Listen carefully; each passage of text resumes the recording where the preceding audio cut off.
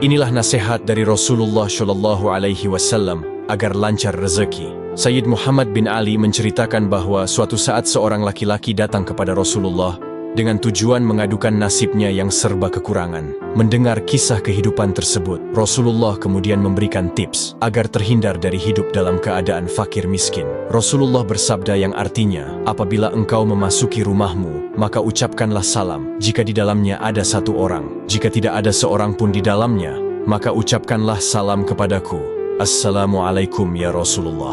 Dan bacalah Qul Huwallahu Ahad 1 kali. Jika Anda merasa video ini bermanfaat, silahkan klik subscribe